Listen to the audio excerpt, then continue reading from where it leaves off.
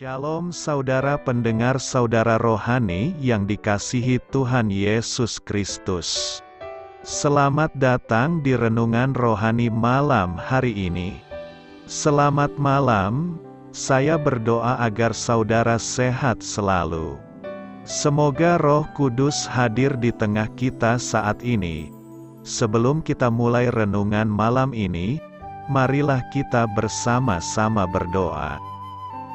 Bapa kami yang di surga, Bapa di dalam nama Tuhan Yesus Kristus, kami sungguh mengucap syukur, ya Tuhan, oleh karena Engkau sangat baik buat kami. Engkau ada bersama kami dan menopang hidup kami di siang hari dan di malam hari. Engkau ada bersama-sama dan menyertai kami. Tuhan, kami memuji dan bersyukur kepadamu pada malam hari ini, kami masih bisa berkumpul di rumah kami yang kecil ini. Tuhan, saat ini kami hendak mendengarkan firman-Mu.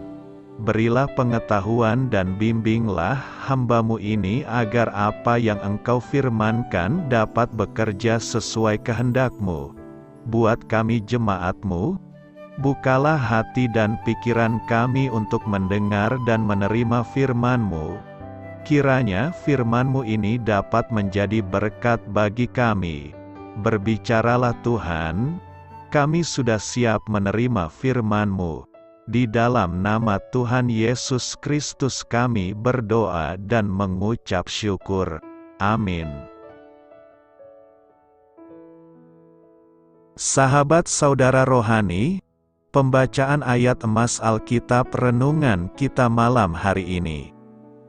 Nats pilihan kita adalah, masuklah melalui pintu gerbangnya dengan nyanyian syukur, bersyukurlah kepadanya dan pujilah namanya. Tertulis dalam kitab Mazmur 100 ayat 4, kata kunci renungan pada malam ini adalah, sudahkah Anda bersyukur? Dan bacaan kita pada malam ini terambil dari kitab Mazmur 100 ayat 1 sampai dengan ayat 5. Mazmur untuk korban syukur, bersorak-soraklah bagi Tuhan, hai seluruh bumi, beribadahlah kepada Tuhan dengan sukacita, datanglah ke hadapannya dengan sorak-sorai, ketahuilah, bahwa Tuhanlah Allah, Dialah yang menjadikan kita dan punya Dialah kita, umatnya dan kawanan domba gembalaannya.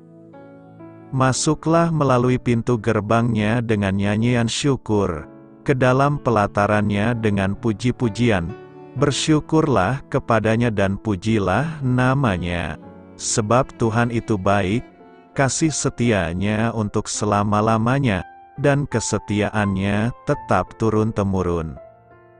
Terambil dari kitab Mazmur 100 ayat 1 sampai dengan ayat 5. Topik dari ayat emas renungan kita adalah, ketika Anda memikirkan segala sesuatu yang baik, bersyukurlah kepada Allah. Mari kita mulai renungan malam kita. Untuk memulai hal baik, serahkanlah segala sesuatu hanya kepada Tuhan.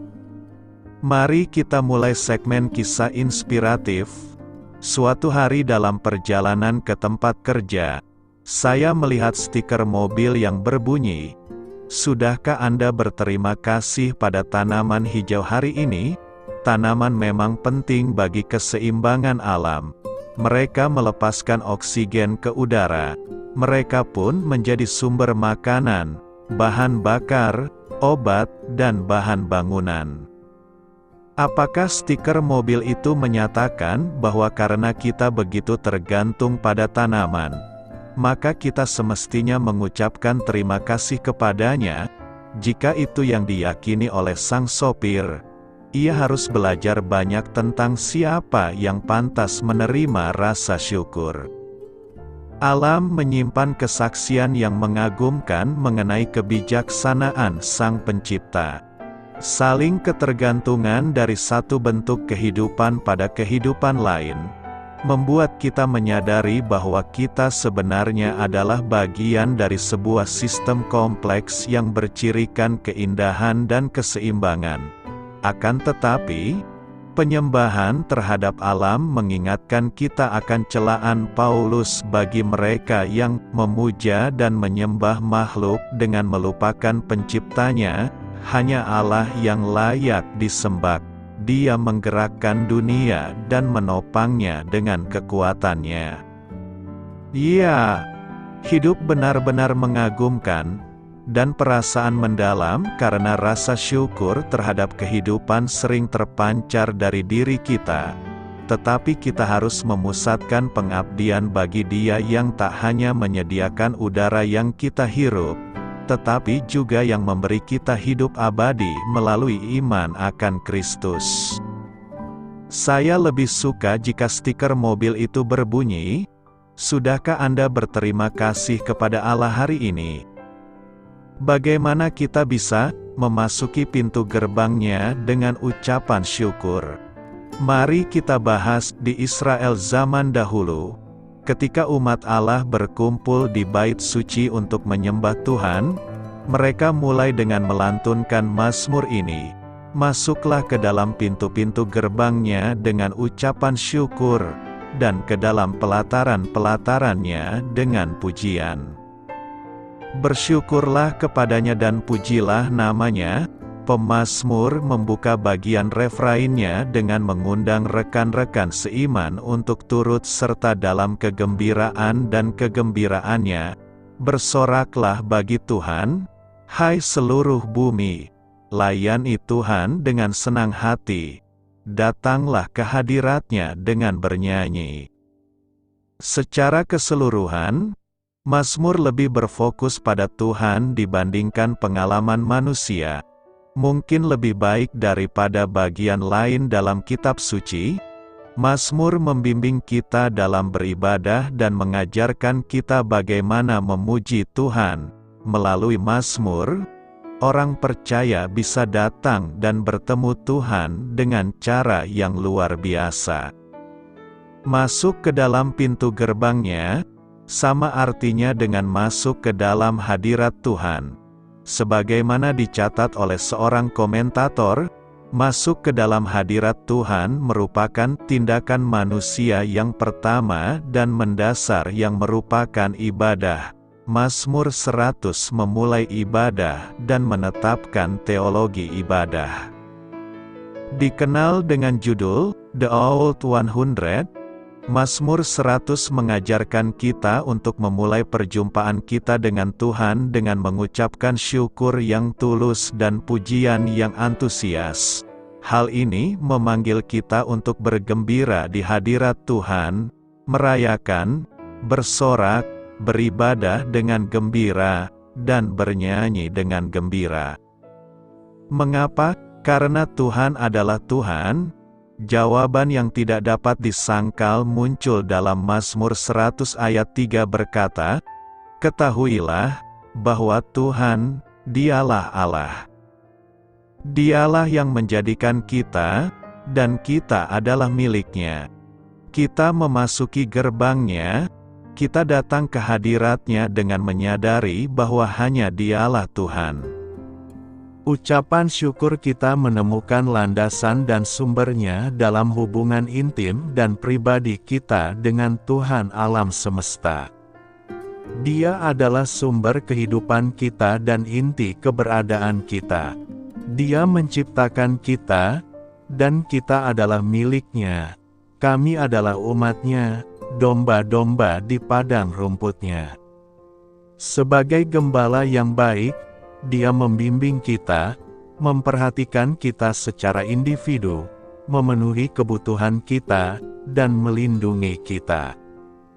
Sebab Tuhan itu baik, lanjut pemazmur, kekal kasih setianya untuk selama-lamanya, dan kesetiaannya turun-temurun. Ucapan syukur yang bersumber dari keyakinan mendalam dan pribadi akan kebaikan Tuhan yang luar biasa. Kasih abadi, dan kesetiaan abadi akan membawa kita langsung ke ruang tahtanya, pengetahuan. Kita yang mendalam dan mendalam akan Allah memampukan kita untuk bersyukur dalam segala keadaan. Sebab itulah yang dikehendaki Allah bagi mereka yang menjadi milik Kristus Yesus.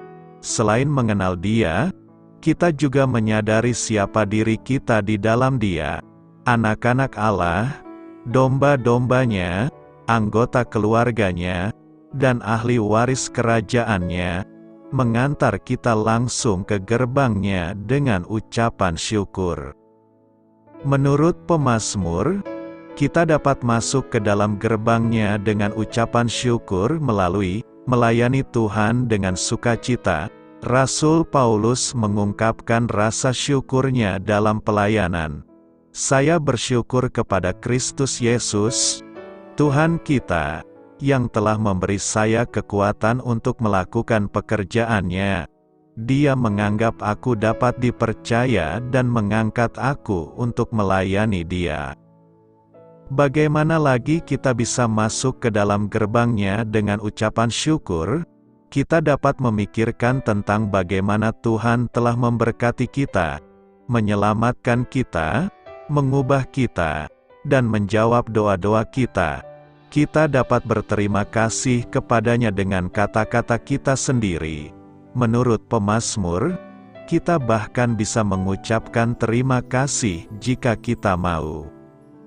Kita dapat memasuki gerbangnya dengan rasa syukur dengan menyanyikan lagu-lagu penyembahan yang penuh sukacita seperti lagu kemerdekaan dan Terpujilah Namamu, atau nyanyian pujian seperti Kemuliaan bagi Tuhan dan Betapa Hebatnya Engkau. Kita dapat masuk ke dalam gerbangnya dengan rasa syukur dengan mengingat ayat-ayat Alkitab seperti Mazmur 106 ayat 1 berkata, Pujilah Tuhan. Bersyukurlah kepada Tuhan, sebab Ia baik, cintanya bertahan selamanya. Kita dapat mengangkat suara kita dengan lantang dan berseru, Pujilah Tuhan, hai jiwaku dan segenap isi hatiku, pujilah namanya yang kudus. Kita tidak perlu menunggu. Kita dapat memberkati Tuhan kapan saja dan kapan saja. Pujiannya senantiasa terucap di mulut kita. Bersukacita karena pemeliharaan Tuhan. Hari ini kita akan membahas tema, bersukacita karena pemeliharaan Tuhan. Bersukacitalah, dalam berasal dari kata Ibrani, ranan, yang berarti bersorak atau bersenang-senang dengan suara keras. Istilah ini mengekspresikan rasa sukacita dan kegembiraan yang meluap-luap dalam hati yang tak dapat diungkapkan dengan kata-kata. Ketika kita dipanggil untuk bersukacita, artinya kita diingatkan untuk merasakan dan mengekspresikan rasa syukur kita kepada Allah secara riang dan penuh kegembiraan. Dalam perikope ini, kata yang menggambarkan sukacita terlihat dalam ayat 1. Bersorak-soraklah bagi Tuhan, hai segenap bumi, kata bersorak-soraklah bagi Tuhan, kata ransenu. Bentuk perintah jamak dari kata kerja, ranan, yang berarti bersorak-sorai, atau bersorak-sorak.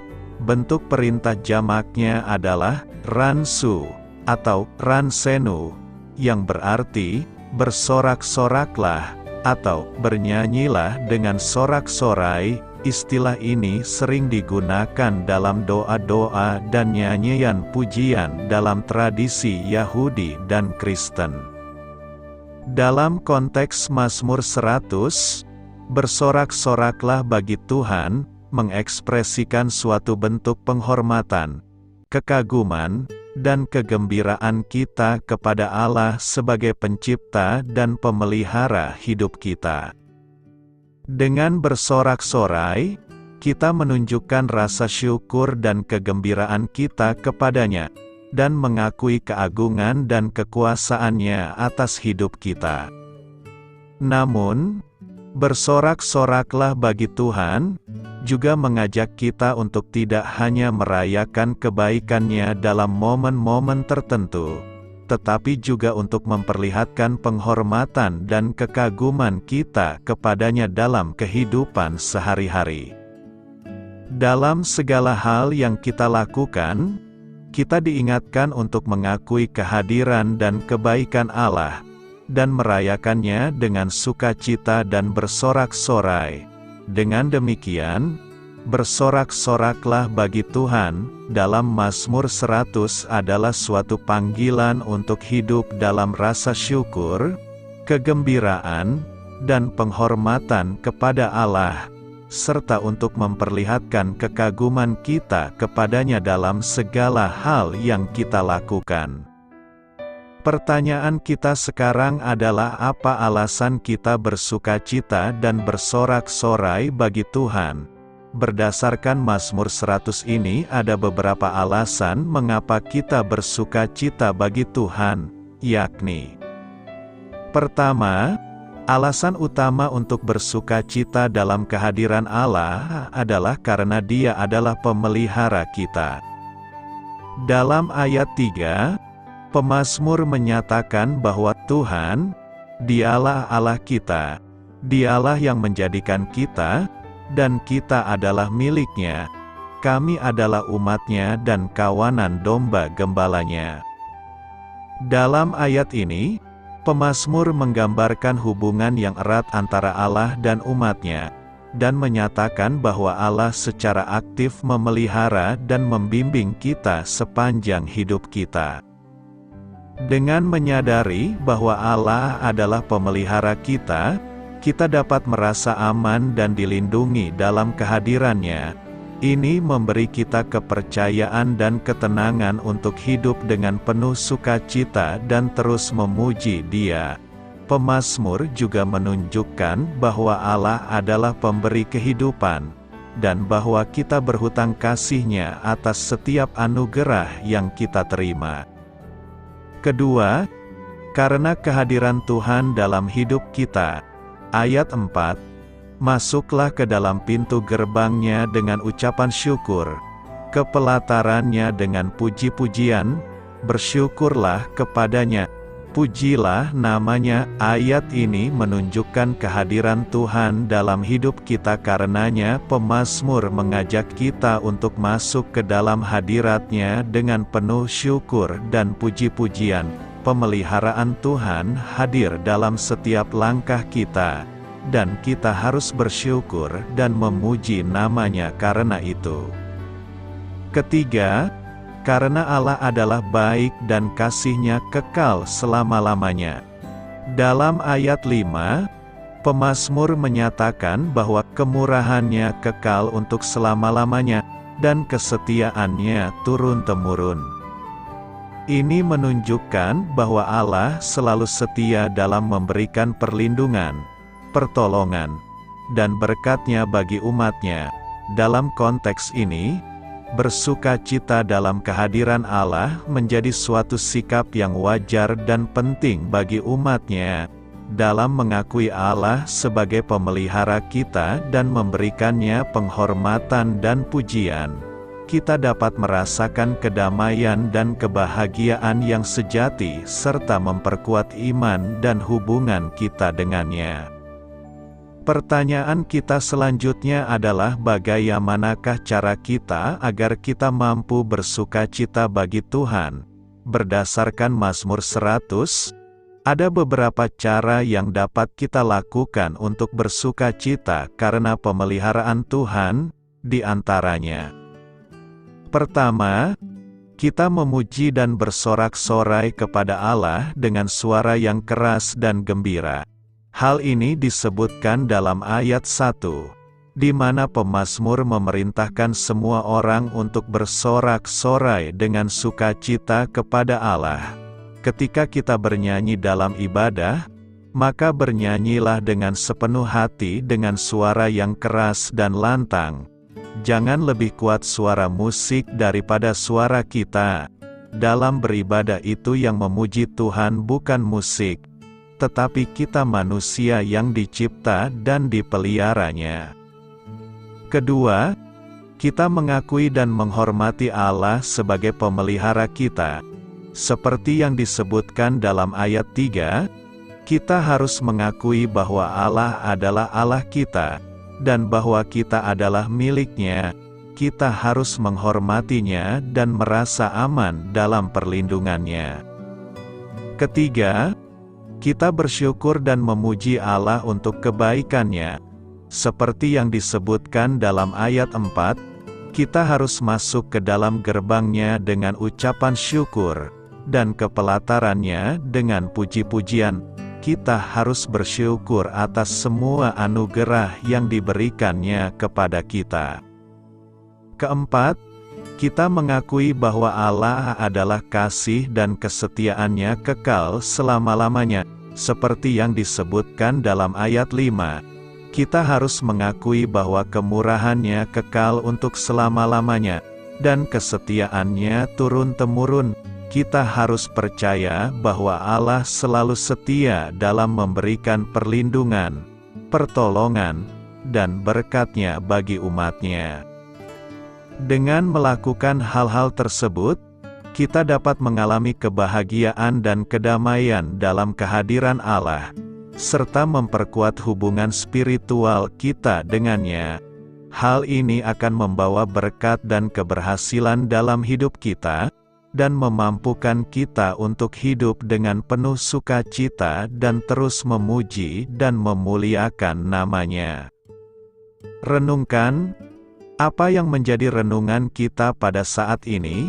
Tentu ada beberapa hal yang harus kita bawa pulang untuk direnungkan dan dilakukan, yakni: pertama, bersukacitalah karena pemeliharaan Tuhan bagi kita.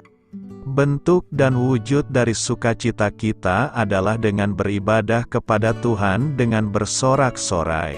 Dengan beribadah kepada Tuhan, maka kita akan mengalami pertumbuhan rohani. Maka ibadah merupakan hal terpenting bagi umat Tuhan. Namun ibadah yang dimaksud oleh penulis Mazmur dalam nas ini ialah bukanlah beribadah sekedar beribadah, bukan beribadah sebagai rutinitas saja, atau bukan beribadah karena keharusan, melainkan beribadah yang diekspresikan dengan sukacita dan sorak-sorai. Kedua, beribadahlah dengan bersyukur. Sikap seseorang yang dalam beribadah ialah mempersembahkan atau membawa syukur atau nyanyian syukur kepada Tuhan. Bersyukur di sini adalah bersyukur atas anugerah kehidupan yang Ia berikan, pertolongan, pemeliharaan, dan keselamatan yang Ia berikan. Dengan kata lain, bersyukur atas seluruh aspek kehidupan merupakan sikap yang seharusnya dalam beribadah. Ketiga, akuilah bahwa Tuhan itu baik bagi kita. Penulis Mazmur mau menjelaskan atau menekankan di sini bahwa umat-Nya harus bersyukur kepada Tuhan sebab Ia baik. Pemazmur menyerukan Israel untuk memasuki pintu gerbang Yerusalem dengan ucapan syukur di hati mereka. Mereka harus memasuki pelataran-Nya dengan pujian di mulut mereka. Mereka harus mengungkapkan rasa terima kasih mereka kepada-Nya atas segala berkat-Nya dan harus memuji Dia. Alasannya bahwa Allah itu baik bagi umat-Nya. Kasih setia-Nya berlangsung selamanya, dan Dia akan tetap setia kepada semua generasi. Tuhan itu baik, tentu merupakan ungkapan bahwa benar Tuhan itu baik, sebab pemeliharaan Tuhan kepada bangsa Israel yang taat kepada perintah Tuhan itu nyata. Dia adalah Allah yang Maha Pengasih dan Maha Baik. Apa yang diperbuat-Nya baik. Karena itu, bersukacitalah karena pemeliharaan Tuhan atas seluruh kehidupan kita. Tuhanlah yang menjadikan kita. Mazmur 100 ayat 3 berkata, "Ketahuilah bahwa Tuhanlah Allah, Dialah yang menjadikan kita dan punya Dialah kita, umat-Nya dan kawanan domba gembalaannya." Mazmur 100 ini dimulai dengan luapan hati yang penuh dengan sorak-sorai, sukacita. Ada sebuah kegembiraan besar ketika datang ke hadapan Allah. Bangsa Israel ketika dibawa keluar oleh Tuhan keluar dari tanah Mesir menyeberangi Laut Teberau. Mereka dipenuhi dengan luapan puji-pujian dan ucapan syukur kepada Tuhan. Namun, itu hanya ketakjuban sesaat. Setelah menghadapi masalah lagi, mulut mereka berubah dari memuji Tuhan menjadi bersungut-sungut. Berbeda dengan sang penulis Mazmur 100.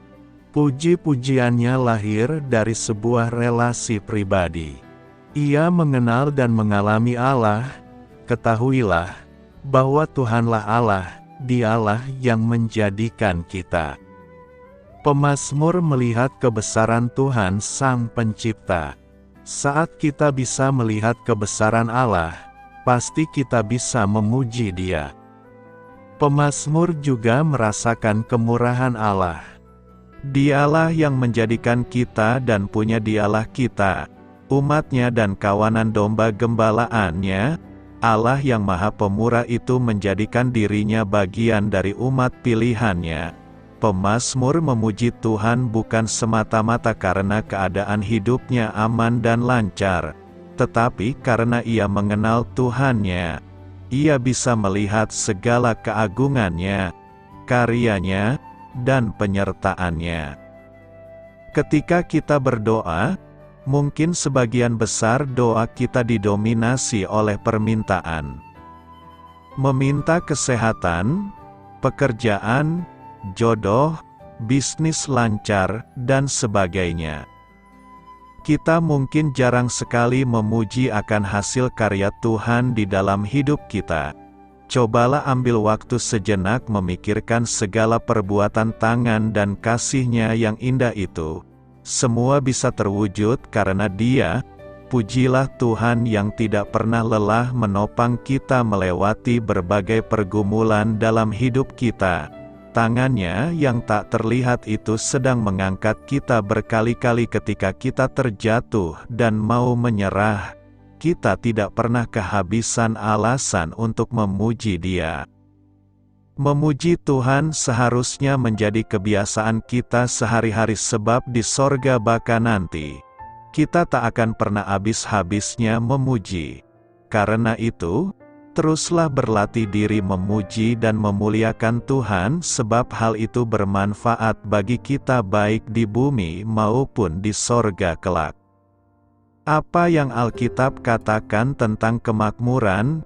Mari kita bahas. Kemakmuran adalah tema populer yang telah tertanam dalam pesan Kristiani.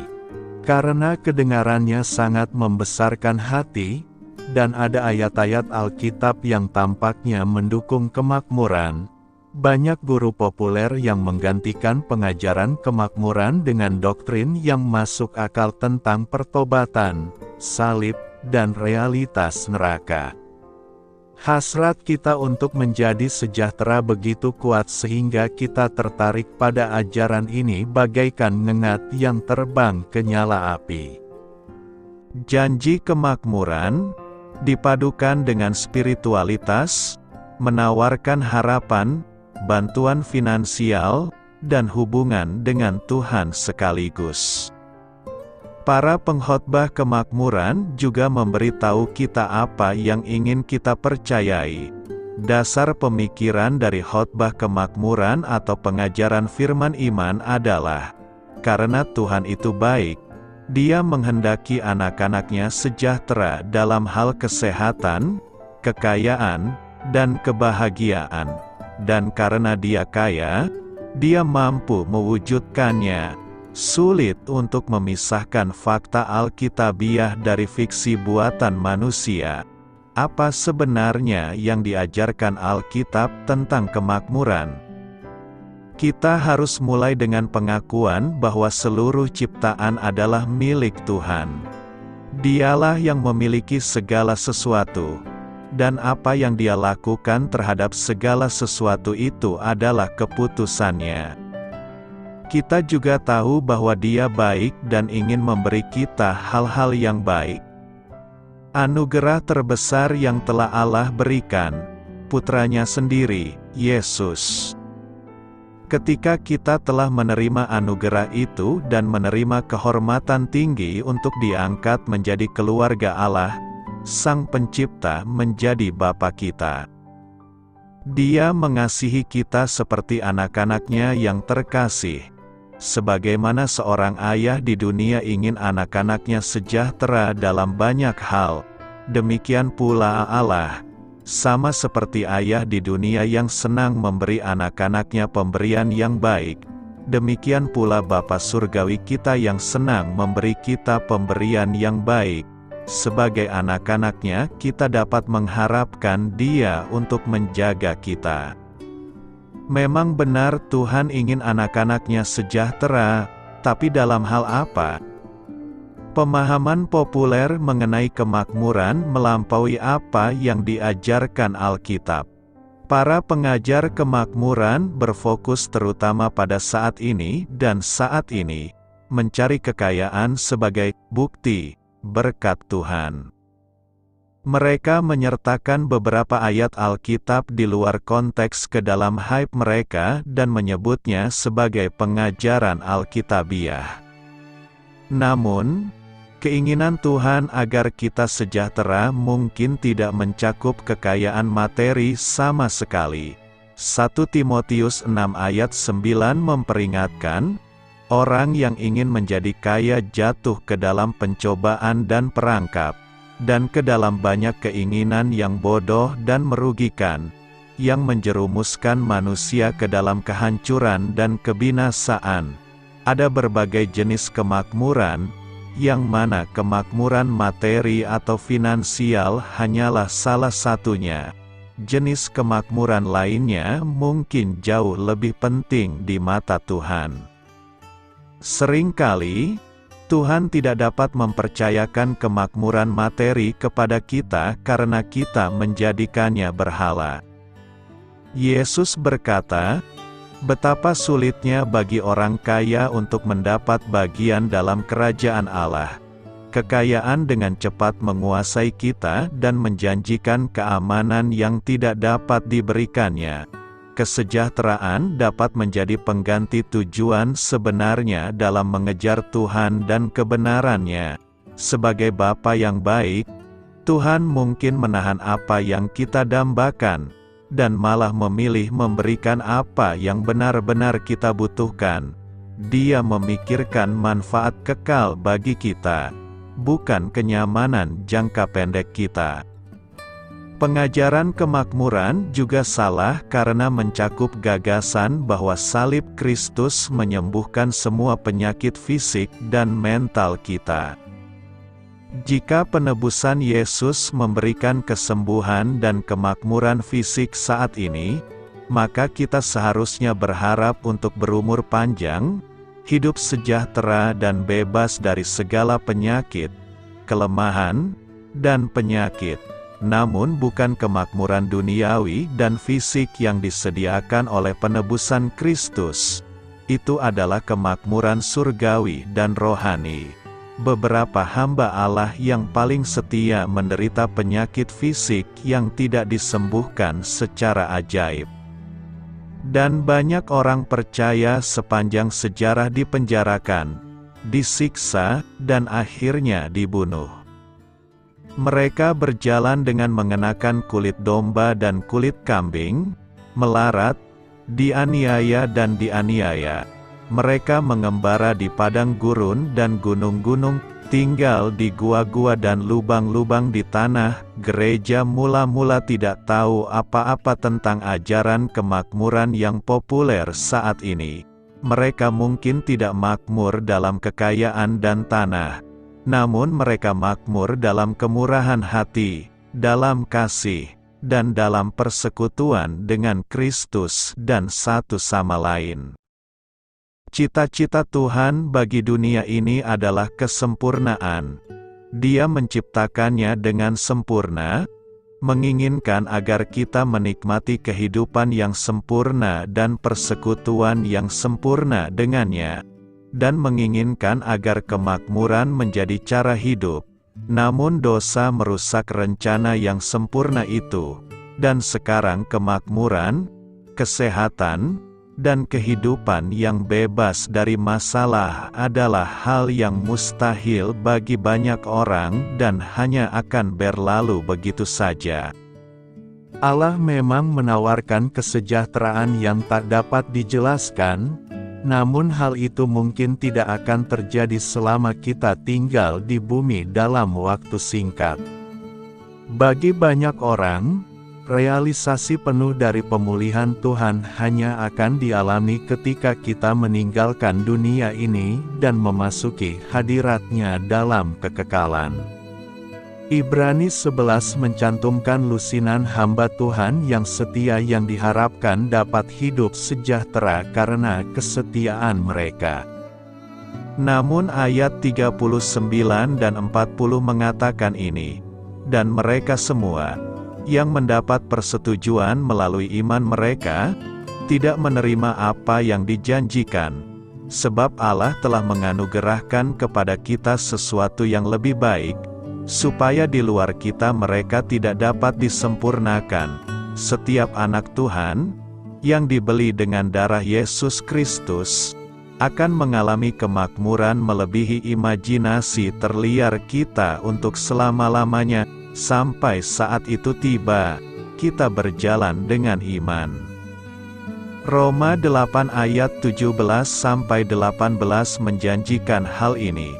Jadi jika kita masih anak-anak, maka kita juga adalah ahli waris, yaitu ahli waris Allah dan turut serta dalam penderitaan Kristus, jika kita turut mengambil bagian dalam penderitaannya, supaya kita juga dapat mengambil bagian dalam kemuliaan-Nya. Saya menganggap penderitaan kita saat ini tidak sebanding dengan kemuliaan yang akan terungkap dalam diri kita. Menjadi ahli waris bersama Kristus berarti selamanya kita akan menikmati segala milik Tuhan. Tidak ada kemakmuran duniawi yang dapat menandingi hal itu. Beritakanlah Injil kepada segala makhluk, hormatilah semua orang. Selamat beristirahat malam dalam kasih setia Tuhan. Doa saya menyertai saudara sekalian, mari bertumbuh dalam iman bersama saudara rohani. Saya memberkati Anda agar sewaktu Anda mencarinya dari Dia, Bapa Surgawi Anda akan memberikan bagi Anda roti harian Anda.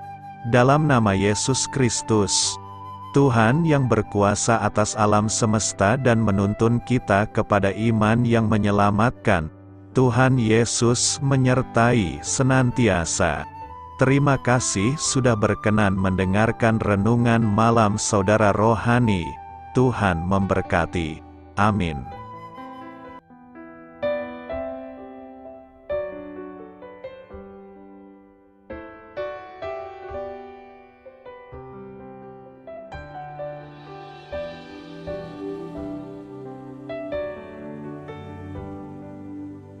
Marilah kita renungkan, sahabat saudara rohani, demikianlah renungan firman Tuhan malam hari ini.